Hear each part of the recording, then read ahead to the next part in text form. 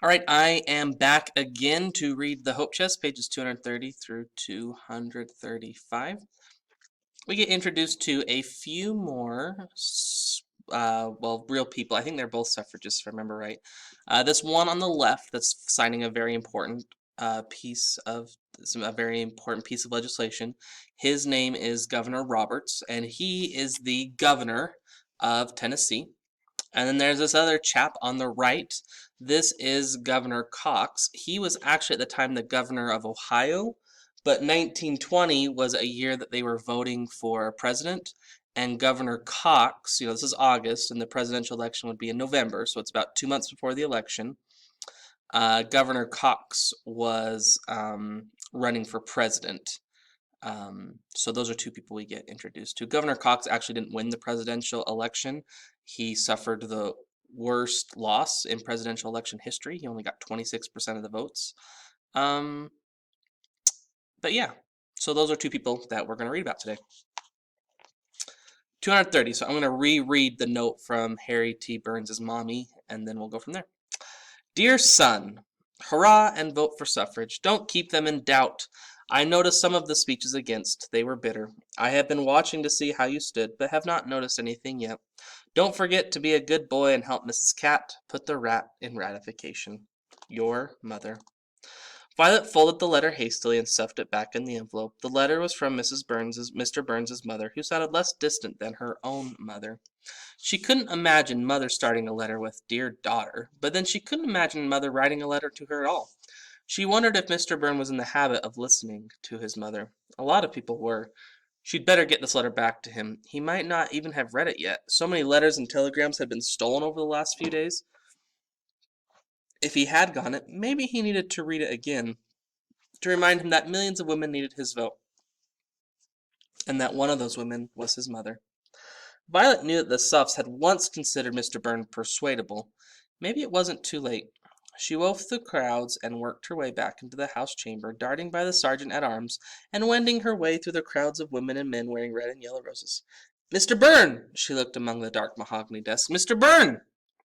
There he was. Mr. Burn looked up from his desk, a guarded, nervous expression on his face. It was the expression all the legislators had come to wear since Monday. They reminded Violet of Mr. Martin being hunted by agents. "You dropped this, Mr. Burn." She held out the folded envelope. Wordlessly, he took the envelope, without looking at it, and stuck it in his jacket pocket. He didn't meet her eyes. Violet thought this was a bad sign, then thought maybe it was a good sign, since Mr. Burn thought Violet was an anti. The sergeant-at-arms was coming toward Violet. Why did he keep picking on her? There were at least 100 women on the floor that weren't supposed to be there. Violet wove her way out of the chamber and into the great cross-shaped hallway again. "Excuse me," a woman wearing a red rose tapped Violet on the shoulder. "Can you tell me where the ladies' lavatory is?" A lavatory is a bathroom. It's kind of like a polite way to say bathroom back then. Violet looked at the woman. She was tall and thin and in her 40s. She was wearing a worn-out polka-dot dress and a broad-brimmed straw hat with tired-looking poppies on it. Everything about the woman looked tired. "I think it's at the top of the stairs." "No, I look," said the tired woman. There's only a men's." Violet looked. There was a huge oaken door with a sign over it that said, "Gentlemen." "Well, maybe it's around the other side of the hall," said Violet, pointing. "I looked there already," said the woman. "I don't think there is a ladies' lavatory." She looked close to panic. "What do you expect?" said Violet, losing her patience. "Of course there's no ladies. If you want women to vote, and you don't want women to have any say in government, then why on earth would you expect to find a ladies' lavatory in the Capitol?" She raised her voice much more loudly than she should have. She knew this was being rude. "What do you mean?" The tired-looking woman looked shocked. "I never said anything about voting. I just want the lavatory." "Goodness, you young people today have no manners at all." Tears started in her tired eyes, and Violet felt terrible for having been horribly rude. "I'm sorry," she said. "Maybe there's a lavatory over there." She gestured to the woman and went over to the other side of a huge vaulted marble hall to a place where it looked like there might be a recess that could lead to a bathroom. The woman followed her. "Why are there so many people here?" she said. "What's all this about, anyway?"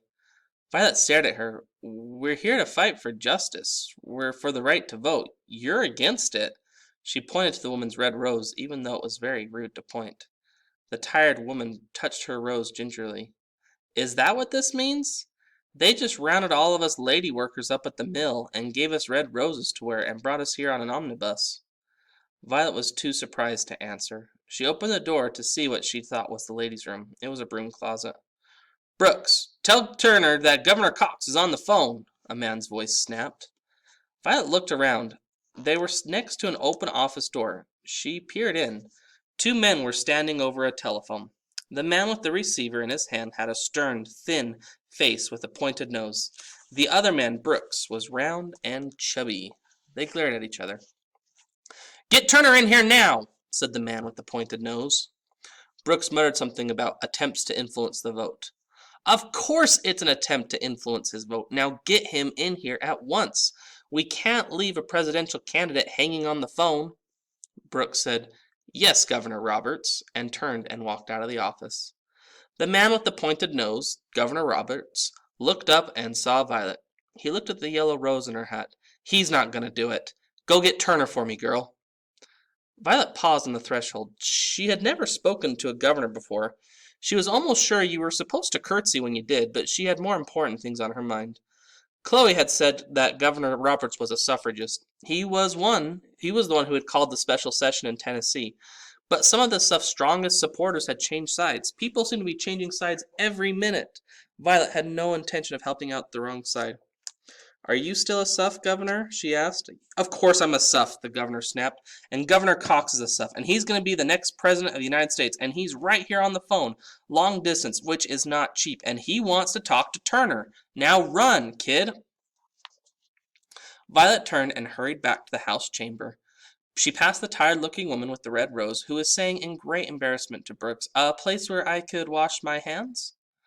"The ladies' is down on the ground floor," Brooks said. "Here, let me show you where it is." He held out his arm to the tired-looking lady and guided her toward the stone staircase. It could not have been clear that he wasn't going to look for Turner. Violet ducked past the sergeant-at-arms and into the chamber. "Mr. Turner!" she called. She didn't know what he looked like. "Mr. Turner!" There was no answer. One thing all the legislators had learned in the last few days was not to answer when they were called. With a flash of inspiration, Violet pulled off her hat and plucked the yellow rose from it. She stuck it inside her hat and clapped the hat back on her head. Then she grabbed a page boy. "Where's Mr. Turner?" The page boy nodded toward a man who was studiously looking away from her. Violet went up to his desk. "Mr. Turner, there's an urgent phone message for you. Please, come at once."